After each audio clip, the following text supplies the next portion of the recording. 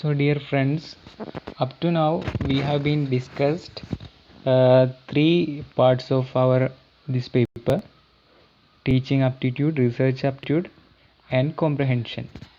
So now I am going to discuss about communication part. So in this paper they have given only 4 questions. Usually most of the questions will have 5 questions from communication part. So here in December 2019 section there are only 4 questions. So let's discuss these 4. The first one is which of the following are essential for good classroom communication? We know that classroom communication is very important ability, a skill of a good teacher. A good teacher should have a very much good hand-on communication abilities.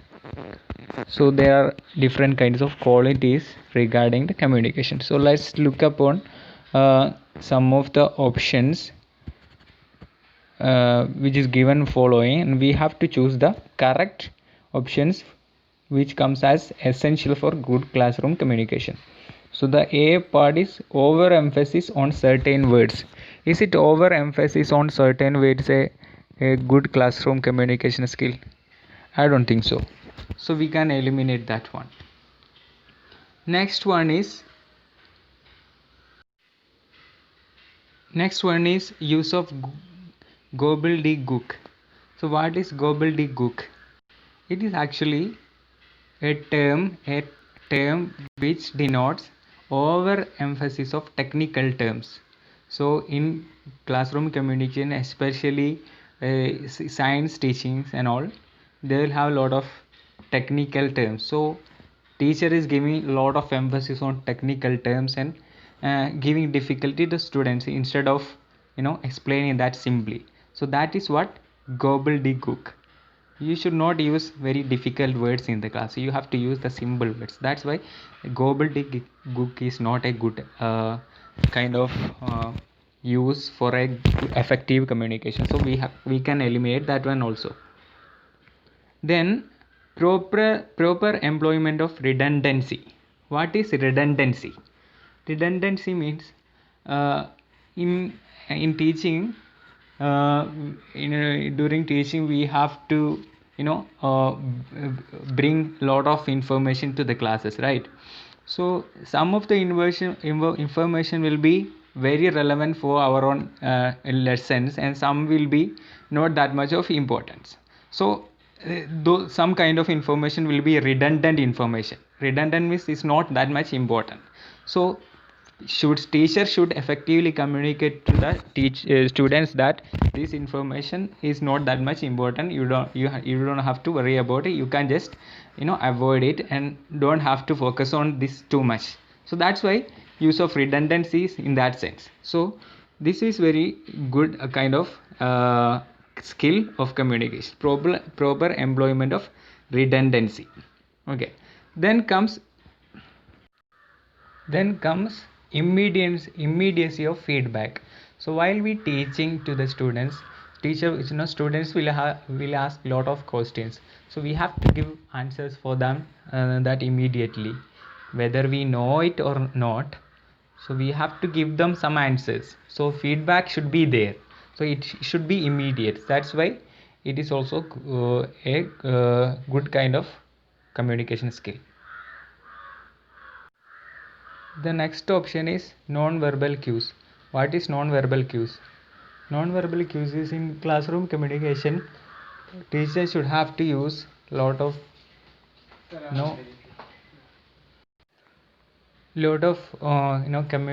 non-verbal communication rather than words, like expressions, more pitch of volumes, then nodding, then might be with hands and heads. They have to use a lot of non-verbal communication. Sometimes teachers should have to pause during while taking the class in order to distract from students other kind of engagements. Okay, so these also a good kind of skill for effective communication.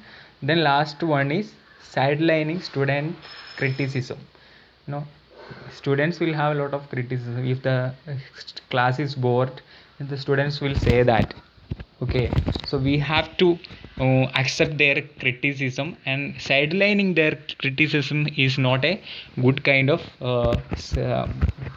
approach by any kind of any teacher. We have to accept, and we have to be open about criticism which is coming from teachers as well as students. So this also not a good kind of ability. So among the options we got correct choices as C, D and E. So among the answers, let's look whether anyone comes as C, D and E. Yes, here it is. So this is the correct option. Others we can eliminate.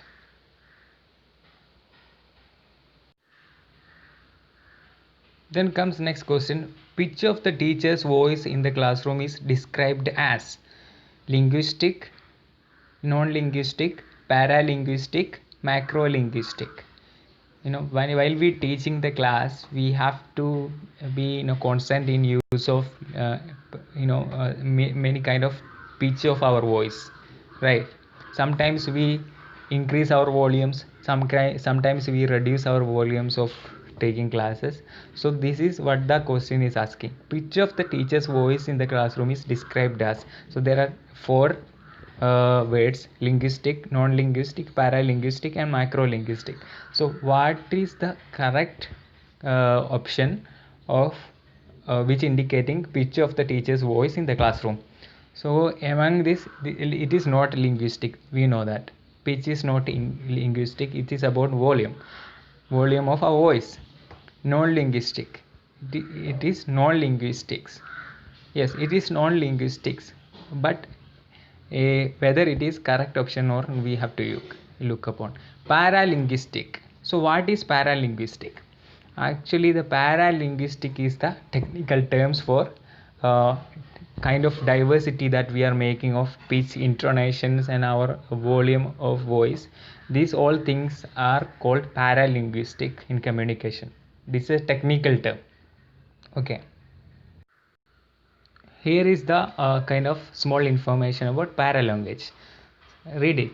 Paralanguage, also known as vocalics, is a component of meta communication that may modify meaning, give nuanced meaning, or convey emotion by using techniques such as prosody, pitch, volume, intonation, etc. It is sometimes defined as relating to non-phonemic properties only. Paralanguage may be expressed consciously or unconsciously.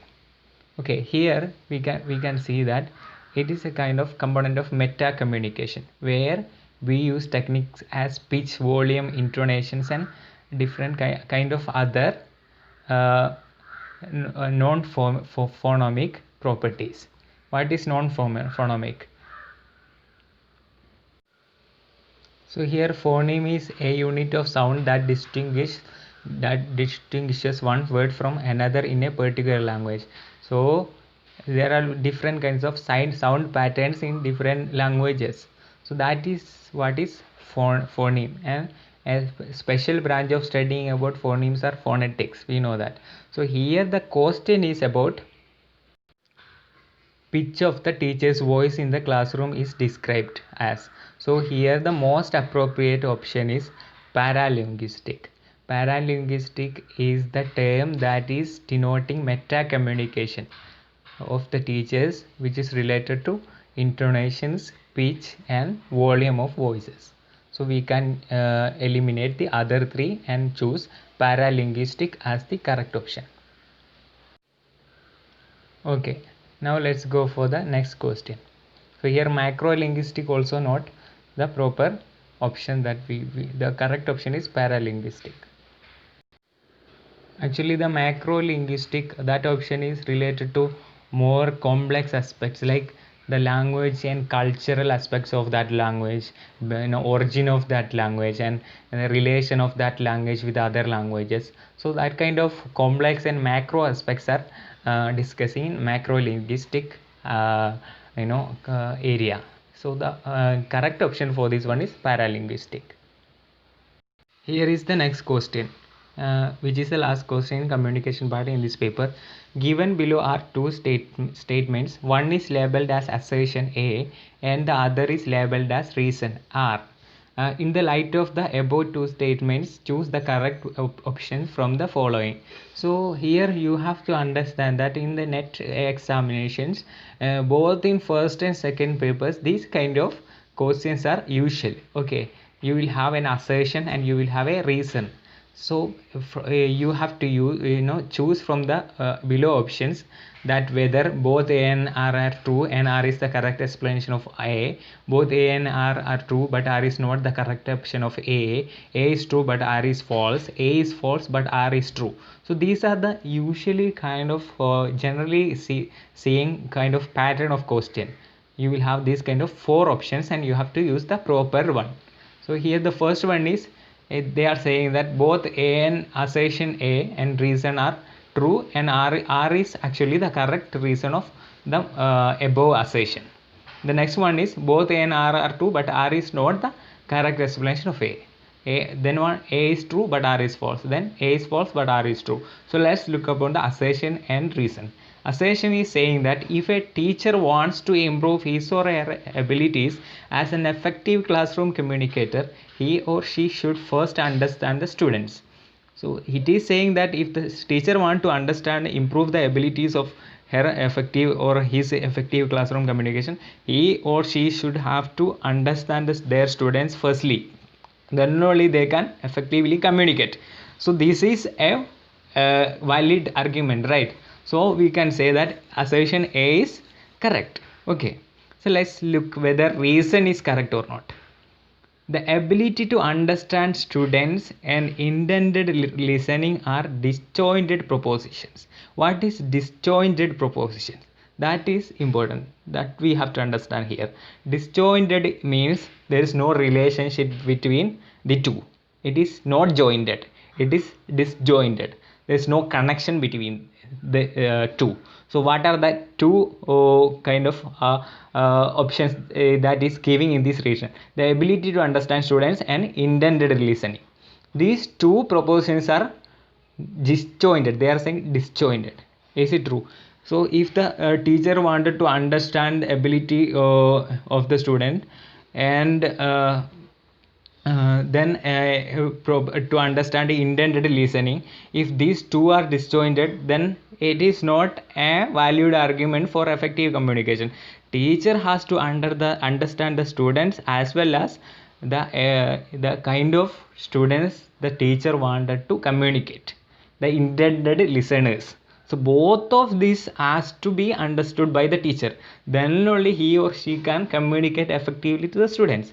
So the reason here is not seems to be a good kind of valid reason. So it is a false kind of argument, false kind of statement. The ability to understand students and intended listening are disjoint proposition, but that is not disjointed proposition, that those two are jointed proposition. If that is, if here it is as given as if it is given as jointed proposition here, then it should have been true, but it is given here as disjointed proposition, so the reason is false here. So the only correct option is assertion A is true and but R is false. So this is the correct option, others are not the correct options, so we can eliminate. So the C, the third one, is the correct option. So up to now we have discussed 4 questions of communication part of December NET 2019 section exam. So next I will be coming with another part, result discussing about mental ability and logical reasoning. Up to now, thank you, and if you like this video, share to your friends. Thank you so much.